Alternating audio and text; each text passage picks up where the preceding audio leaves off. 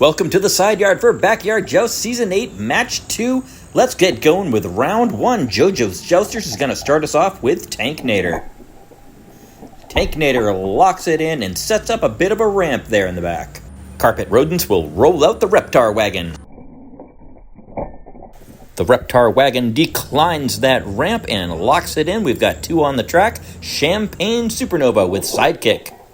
And Sidekick immediately gets underneath the Reptar wagon, moves it off the track onto its side. We've got our first elimination of Match 2. Jojo's Jousters back again with Dragbus. Dragbus shoves Sidekick almost up the Tanknator ramp, but Sidekick backs all the way back. Carpet Rodents bring us Tommy. And Tommy lays waste to the drag bus. It's still on the track, but fully on its back. Hard to recover from that. Champagne Supernova now with the Ford sedan. The Ford sedan disrupts the lineup. Hardly any of the cars are locked in at all. The slightest hit is going to send some of these cars right off the track. Jojo's Jousters will try with a 57 Chevy. And there it goes. The Chevy sends the Ford sedan flying off the track. Comes to rest on its side for an elimination. No coming back from that one. Carpet Rodents bringing up Chucky. Chucky's hit adds to the chaos, but there are no eliminations, no recoveries on that hit. Everybody's piled up on top of everybody else. Champagne Supernova's got the T-Bird.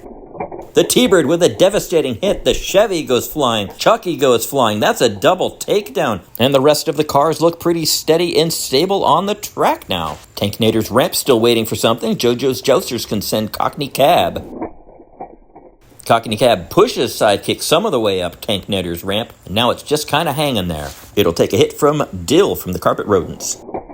Big impact, it bounces back. Dill goes sideways, but there goes Sidekick. Flipped over, and Champagne Supernova suffers another elimination. Dill is in a very bad position. Champagne Supernova is going to send the Ford Fairlane.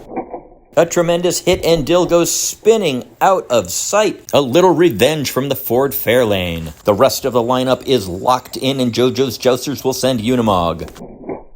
Unimog drives into and over the Fairlane, then tumbles over onto its side. That's a self-elimination. Carpet Rodents will take another shot at the Fairlane with Angelica. But the line is too locked in, and Angelica is too top-heavy. She goes over and upside down for another self-elimination. Champagne Supernova has to send a shot at itself with the Audi R8. It's a pretty gentle hit, but the T-Bird is starting to go up on the Tanknator ramp, but that's the last car of the round. Champagne Supernova lost 2 cars. Jojo's Jousters lost 3. The Rodents just barely making it through, losing 4. We go to round 2 with 3 against 2 against 1. Round 2 begins now. Champagne Supernova starts us off with the Audi R8.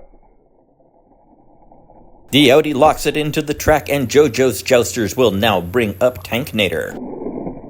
Tanknator rides up onto the Audi, goes over the edge, rolling, almost makes a recovery, but doesn't bring it back for an elimination. Carpet Rodents with their last surviving vehicle, Tommy.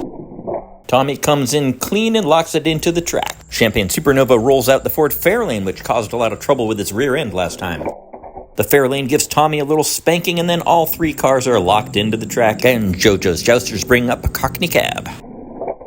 The cab pushes the Fairlane under Tommy. Tommy could be in some trouble with the next hit, which is from the T-Bird from Champagne Supernova.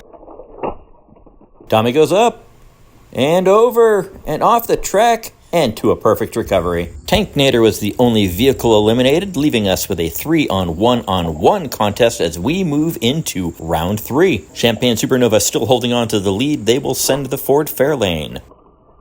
The Fairlane brings it in level, bounces back a little bit, makes some space between it and the buffer car. Cockney Cab, the last car for the Jousters.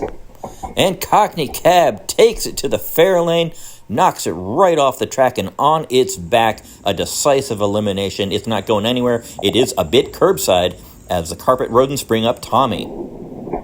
And Tommy does a big hit on the cab, but the cab takes it in stride, never flips over. That brings us back to Champagne Supernova, who will send the Audi R8.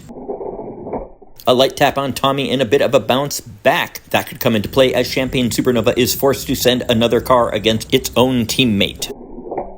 The T-Bird cuts under the Audi. The Audi flips over and ends up on the track. That's the last car of the round, so that car is done. 2 cars eliminated from Champagne Supernova. We've got 1 car in each team. We have to roll the die to see who's going to go first. Carpet Rodents will take the first run down, followed by Jojo's Jousters and Champagne Supernova. It's officially round 4, and Tommy's going to go down the track first. Tommy has been the Carpet Rodents' last vehicle for the past 2 rounds. Will he make it to the next round? Jojo's Jousters with their last car.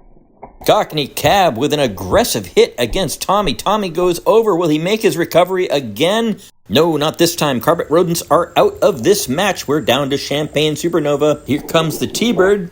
And that will take us to the 5th and final round. We say goodbye to Tommy and the Rodents, and we roll a die to see who's going to start us with Endgame. The die roll picks Jojo's Jousters to go first. In the backyard, when we're down to 1 car from 2 teams, we roll the die and then alternate. Champagne Supernova gets to send the T-Bird.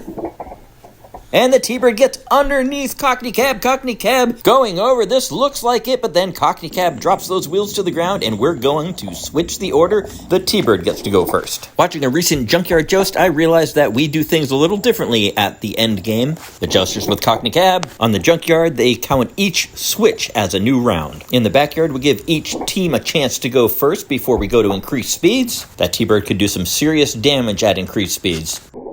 So should we switch to the Junkyard Joust rules for the end of the game? Let me know what you think as we switch and let Champagne Supernova go first again. The difference would be we'd go from increased speeds to maximum speeds to no holds barred very quickly. Increased speed hit here coming from Cockney Cab.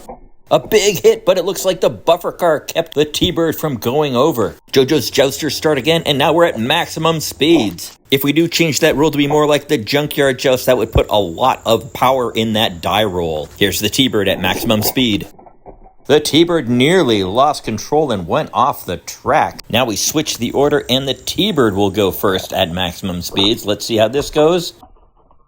A vicious undercut on the buffer car, but there are no points for causing damage to Evil Weevil. Super fast hit coming from Cockney Cab. Speed and power, and Cockney Cab nearly self-eliminates from that impact. It's no holds barred, no buffer car, and you can go backwards if you want. Jojo goes first. Big bounce off the bare track stop. That new track stop seems to be working just fine. Big rolling back for Cockney Cab all the way back down to that track stop. A lot of space to play with there, Champagne Supernova. Here comes the T-Bird.